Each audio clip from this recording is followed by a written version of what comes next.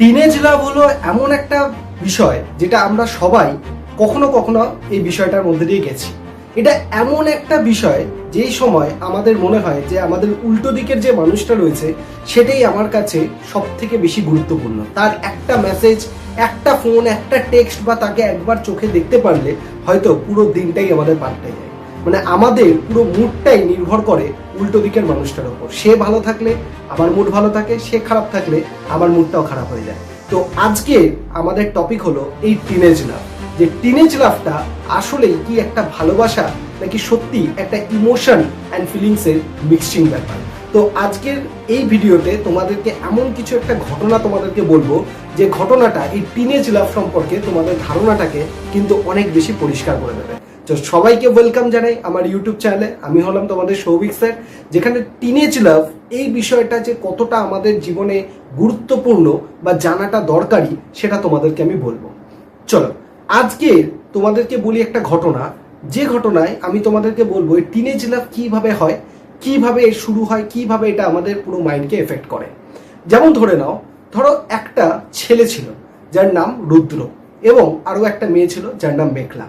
ধরে নাও এই দুটো ছেলে আর মেয়ে একই কোনো কোচিংয়ে পড়ে এবং এই রুদ্র কোনো একদিন হয়তো মেঘলাকে দেখলো কোচিংয়ে এবং হঠাৎ করে কোনো কারণ লাগে না টিনেজ লাভের জন্য তার প্রেমে পড়ে গেল বা তাকে ভালো লাগলো। এবার সে আস্তে আস্তে তাকে হয়তো তার নাম্বার জোগাড় করবে এবং তাকে আস্তে আস্তে কি করবে, মেসেজ করবে, তাকে ফোন করবে, তাকে বলবে নোটস পাঠাও বা তাকে বলবে যে পড়তে আসবি কিনা।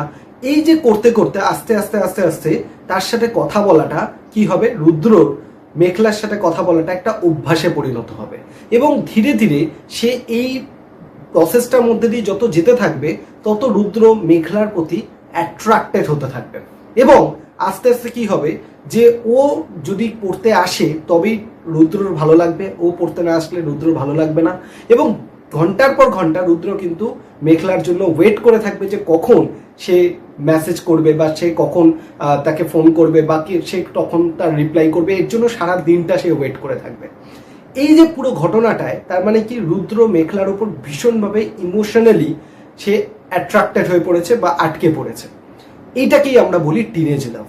এবার এইখানে মেন সমস্যাটা কি হয়, যে উল্টো দিকের মানুষটাকে একটা ছেলে ভালোবাসছে বা একটা মেয়ে যে উল্টো দিকের ছেলেটাকে ভালোবাসছে, সেই ভালোবাসাটা সে যে বয়সে ভালোবাসছে সেই বয়সটা কিন্তু কমপ্লিটলি একটা টিনেজার ইয়ার, মানে সেই সময় তার বয়সটা কিন্তু খুবই কম এবং সেক্ষেত্রে তার যে ইমোশনটা থাকে সেটা কিন্তু পিওর ইমোশন হয়।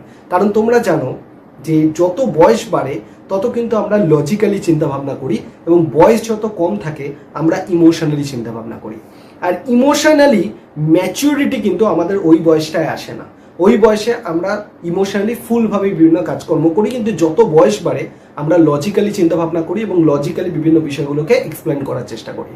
তো তখন যখন একটি ছেলে একটা মেয়েকে ইমোশনালি তার প্রতি কানেক্টেড হচ্ছে বা একটা মেয়ে সেই ছেলেটার প্রতি ইমোশনালি কানেক্টেড হচ্ছে, এখানে বলা যায় না যে উল্টো দিকের মানুষটাও ঠিক সেইভাবে ইমোশনালি কানেক্টেড হচ্ছে কিনা।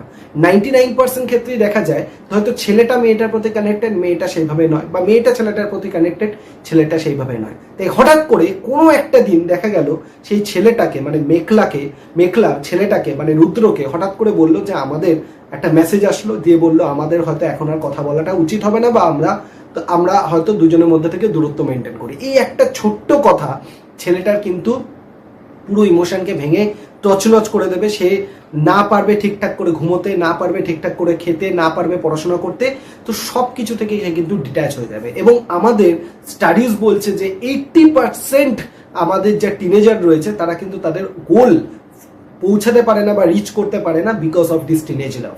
কারণ এই টিনেজ লাভে আমরা আমাদের পুরো ফিলিংসটাই বা আমাদের হ্যাপিনেস, আমাদের স্যাডনেস পুরোটাই নির্ভর করে উল্টো দিকের মানুষটার উপর। সে যদি তোমাকে ভালো রাখে, সে যদি ভালো থাকে তবেই তুমি ভালো থাকবে, সে খারাপ থাকলে তোমার কি হবে, খারাপ লাগতে শুরু করে। তো আসলে আমার নিজের মনের কন্ট্রোল কিন্তু আমার নিজের হাতে থাকে না, উল্টো দিকের মানুষটার হাতে চলে যায়। তো দিস ইজ দ্য টিনেজ লাভ।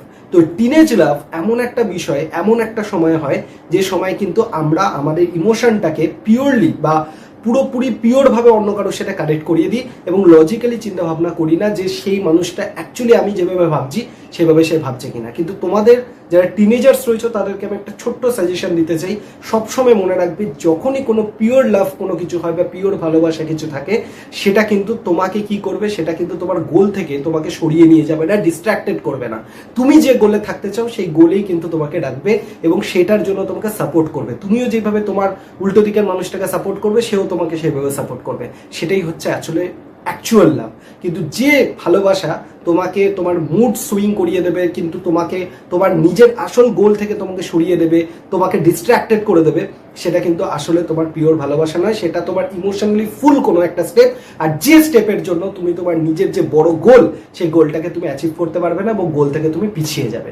তাই আমি তোমাদেরকে সাজেশন দেবো, এই টিনেজার্স যারা রয়েছে তারা কিন্তু এই বয়সটাতে বা এই সময়টাতে তোমরা যে এই ইমোশনালি ফুল হয়ে কাজকর্মগুলো করো, সেইটা না করে একটু লজিক্যালি চিন্তাভাবনা বা একটু লজিক্যালি প্র্যাকটিক্যালি চিন্তাভাবনা করতে শুরু করো, যেটা কি হবে তোমার লাইফে ফিউচারে কোনো একটা ভালো জায়গায় পৌঁছানোর জন্য তোমাকে হেল্প করবে। এবার তোমাদের কাছে আমার প্রশ্ন হচ্ছে, তোমরা কমেন্ট সেকশনে জানাবে সত্যি কি কোনো লাভ মানে টিনেজ লাভ সেটা কি শুধুমাত্রই ইমোশনালি কানেক্টেড থাকার জন্যই হয়, নাকি তার মধ্যে পিওরিটিও থাকে, নাকি তার মধ্যে লজিক্যালিও থাকে? তাই তোমরা যদি এই ব্যাপারটার সাথে তোমাদের কোনো বক্তব্য থাকে বা মতামত থাকে, অবশ্যই ভিডিওর কমেন্ট সেকশনে জানাবে এবং ভিডিওটাকে শেয়ার করে দাও তাদের সাথে যারা টিনেজ লাভের মধ্যে অন্ধ হয়ে নিজের জীবনে হয়তো ভুল স্টেপ নিচ্ছে। চলো সবাই ভালো থাকো, সুস্থ থাকো, দেখা হচ্ছে সবার সাথে। থ্যাংক ইউ সবাইকে।